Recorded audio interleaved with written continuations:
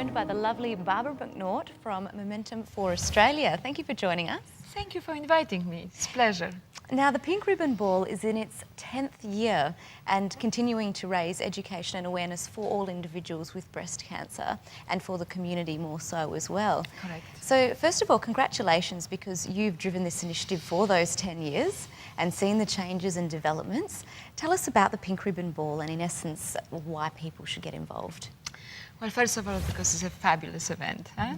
Secondly, as you say, Neesha, it creates awareness, obviously raises funds, but also gives people amazing spirit of hope, because we always have a testimonial speakers that are breast cancer survivors, and they are sharing their own story, their own journey, how from a day they were diagnosed, and obviously that's where the world falls apart, and then how they survive and turn it into something positive.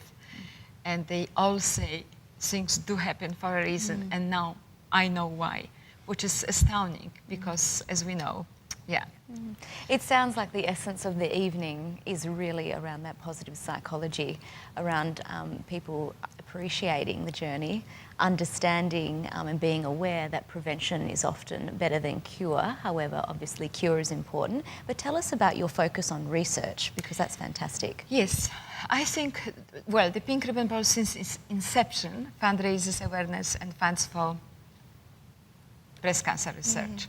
Because I believe that without research, there is no way forward. And the research needs funding and needs support in order to go forward. And we currently had a breaking news on all media about astounding breakthrough in cancer research, where hopefully there will be a way of finding radiotherapy where not the good cells get killed, but only the bad cells. And that's a milestone. And I think it took the researchers about 30 years. Now, they have to get the support from somewhere. So prevention is the key to reduction of victims. And absolutely. And when you look at the statistics that we slightly looked at before the interview, 1 in 8 women will have the potential to develop breast cancer. That is astonishing, isn't it? Yes, 1 in 8 women, 1 in 8 Australian women will have a risk of being diagnosed with breast cancer.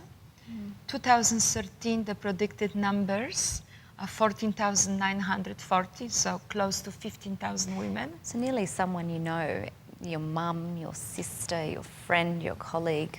Correct. However, the good news is, because we are here about good news. Absolutely. The early diagnosis survival rate is 91%.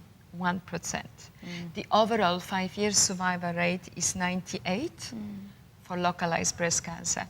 So the numbers are fantastic, and the numbers are going up in terms of survival rate. That's fantastic. Yes. And it's through the work that you have done with Pink Ribbon Ball as well, I have to say, because creating awareness increases the likelihood of getting checked.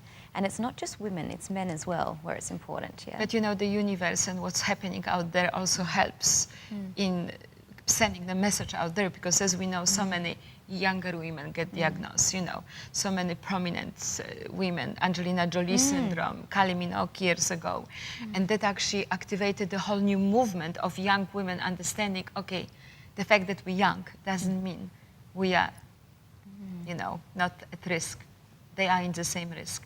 And the biggest breaking news, I remember a few years ago, I had the pleasure of sitting here on the couch, and was that the men get breast cancer too. 113 men were diagnosed with breast cancer in 2008. I'm bringing 2008 because this is the statistic we have the source from. Sure.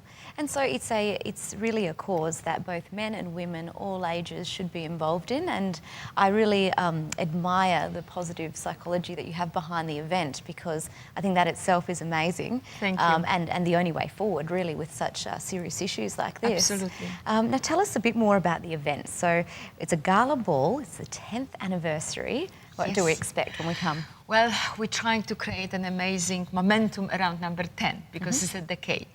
So one of the top 10 ideas.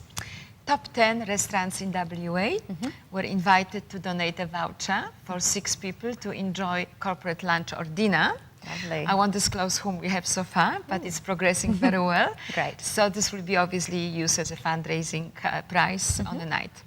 The other beautiful news, our long-standing, faithful, generous sponsor, Singapore Airlines, has donated 2 business return class tickets to the chosen destination in the world.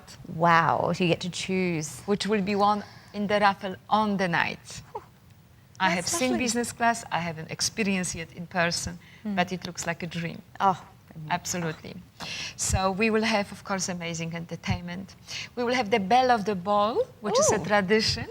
Bell of the Ball, of course, it speaks for itself. We also have the Prince Charming competition, which I launched 5 years ago very successfully.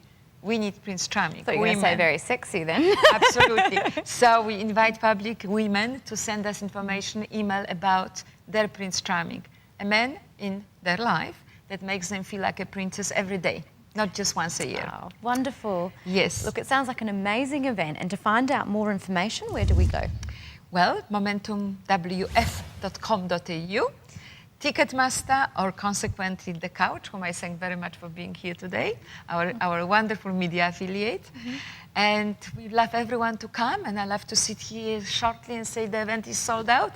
And thank you to all of you. Thank you so much, Barbara. We always love having you on the show, and it's such a meaningful and well-placed event, the Pink Ribbon Ball.